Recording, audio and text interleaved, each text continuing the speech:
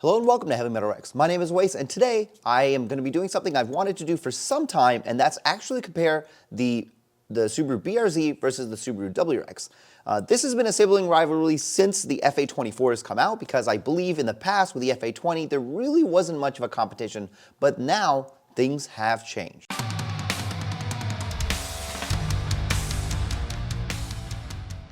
Now, if you guys don't know, I actually do have a website, heavymetalrex.com, where I do sell a lot of merch if you're ever looking to pick up something from mine. Also, I do have the memberships turned on the YouTube site. If you want to find a way to support the channel, this is a great way to do it. Now, ever since the BRZ first came out, people have asked, well, how much better is it from the outgoing BRZ? Now, what we already know is the FA24 is a fantastic engine. It does make a lot more power, and the new generation BRZ is a little heavier than last generation. Now, on the flip side, the WRX, also running an FA24, makes considerably more power, is turbocharged instead of NA versus like the BRZ, but it is a lot heavier, almost 500 or sometimes even 600 pounds heavier than the BRZ. Now, even with some of the power disadvantages that the BRZ has, I think that there is a compelling enough reasons to go for a BRZ over the WRX. Now, you're probably thinking, well, this is a WRX channel, so why would I suggest a different car than a WRX? But I think that depending on where you live and what you're actually trying to get out of the car, there are a lot of good reasons for a BRZ over a WRX. Now, tuning-wise, we can get this part out of the way. A tuned WRX will destroy a BRZ. This is a fact. We're not going to worry about that right now. This is going to be looking specifically at a stock BRZ versus a stock WRX. Now, I'm going to start right here on Subaru's own website. There's some basic things to take a look at here. First, that's price. Both of these cars are starting at about the exact same price range. That's $30,000. Now, for $30,000, you have to decide right off the bat, do you need 4 doors or do you need 2 doors? Most people that generally buy a WRX, that is one of the reasons. They want to have something sporty, but they still require the added passenger space and the added cargo space. Where in the BRZ, technically you do get 4 seats, but I don't know if anybody's going to sit back there unless you don't have legs. So there's something that you guys need to think about. The power difference, before we even get to the power difference, the BRZ does not have the same, I think it's the TY75 transmission that comes in the WRX, which is very interesting because I always thought that it did. Now, the BRZ actually comes with the Toyota TL70 6-speed transmission, which I've actually never driven until recently, and it feels completely different. And the gear ratios are also much higher, and the RPM on the NA FA24 is also much higher. On the WRX, you're actually shifting at somewhere around 5950 or 6100, depending on how precise you are with the shifts. But on a BRZ, you are actually getting all the way up to 7,200 RPM. I mean, I believe it redlines at 7,500 RPM. So those taller gears do make a massive, massive difference in the acceleration for this particular car. Now, recently, I did do a video, which is going to be coming out tomorrow if you're watching this on Monday, racing both these cars completely bone stock. And even though on paper they're pretty much identical, it's amazing how different these cars are because power to weight ratio does matter. Now, if we go back and look at something like the U-Drag that Edmunds.com did some time ago, Edmunds Cars did this U-Drag. They do this series where they do it's a drag race, but at the end there is a braking portion, there's a turning portion, and then there's an acceleration back. So you kind of test a lot of different things. And I did originally watch this video, and I was just as surprised as everybody else that has a WRX because that BRZ literally just ran away. But in this video, truth be told, that BRZ was 600 pounds lighter because I believe the WRX that they used was a limited WRX, which weighs somewhere about 34 to 3450 pounds. That's a lot. Whereas the BRZ was weighing about 2,800 pounds. I wanted to say, well, just like everybody else, I want to say, well, the WRX did not have a really good launch, but on the second one it did actually have a really good launch, and yet the BRZ still caught up, kept up, and slightly passed it.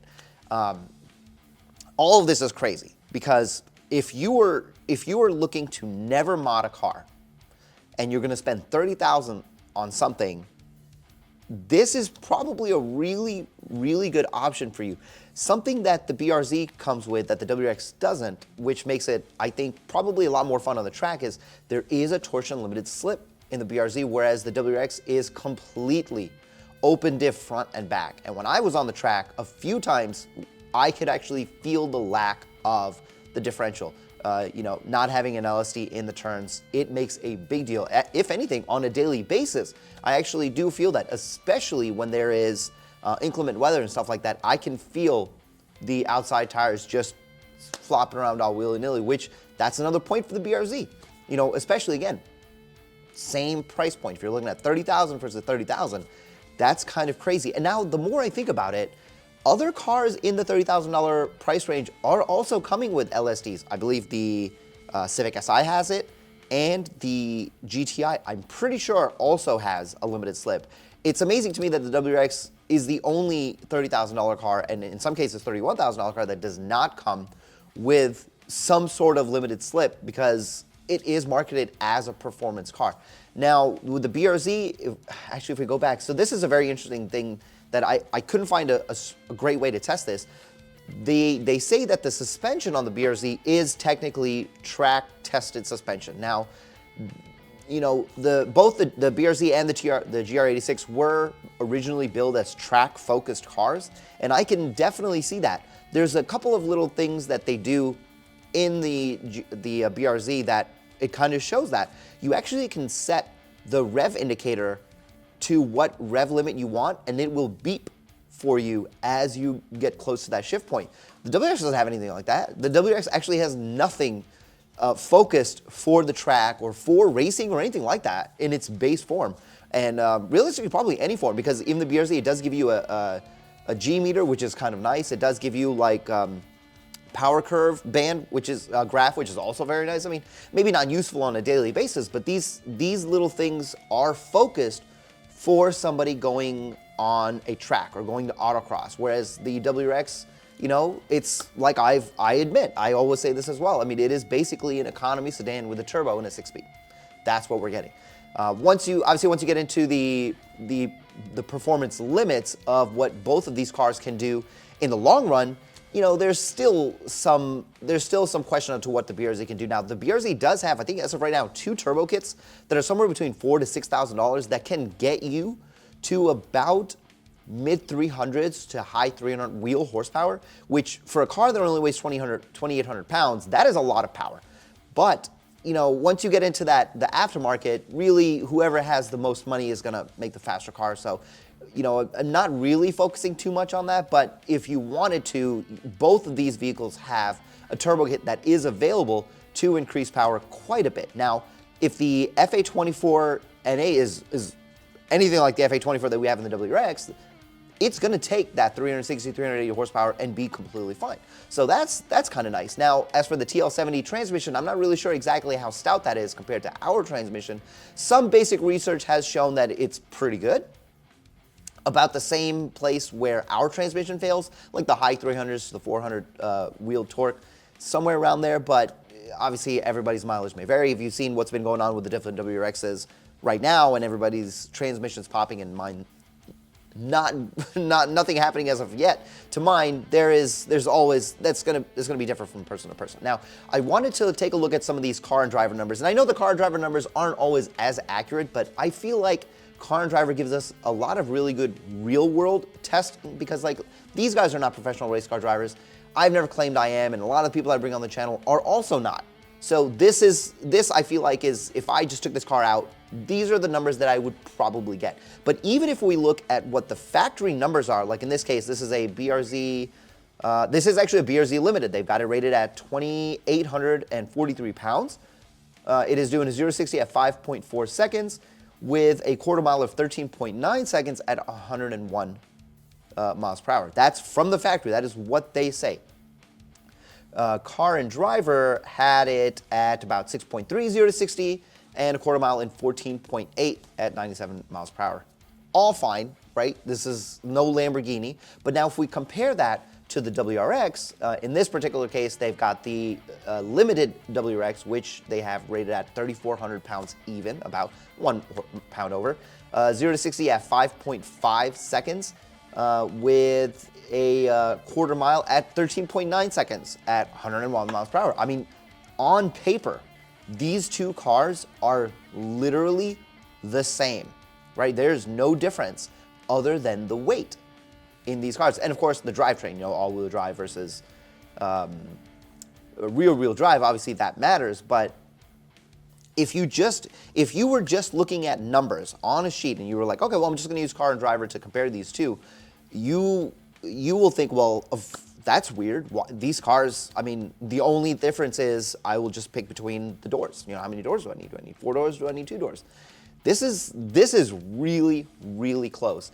But again, when you go watch that U-Drag race, you see that there is a big difference between these two cars, and something that is not easily spotted on paper. Now, the race that I did this weekend, again, showed exactly that. And we didn't do any digs. We actually only did rolls, but pretty much each roll that we did, whether it was 20 or 40, these are the two that we've been sticking with, the BRZ either just leaves the WRX behind or the WRX is right at its tail. But in no real situation was the WRX ahead of the BRZ, which makes this even more complicated, because if you're trying to decide which of these two cars to get, this is probably not going to help you. You know, if you were already on the fence and you were leaning towards the BRZ, this is great news for you, because if you're not going to modify the car and you just want to have a fun weekend car, this is it. You don't have to look anywhere else. But if you were leaning towards the WRX, now you might be a little double-minded, especially again, if you are not going to mod the car and do anything extra and you want a weekend car. Now you're thinking, well, maybe the BRZ is a really good option. You know, now there are 2 new versions of the BRZ and the WRX that I can't talk about yet. There is the BRZ TS, which is going to be a little bit more expensive at $35,000, but the added benefit here is you will get better brakes. I would say they got Brembos and a more STI-tuned sports suspension, which we don't really know what that's going to feel like. The WRX also has, they don't have it listed yet, but we will have the WRX TR, which potentially will be more expensive than $36,000, but will also come with 19-inch wheels, different tires, STI sports suspension, and Brembos as well.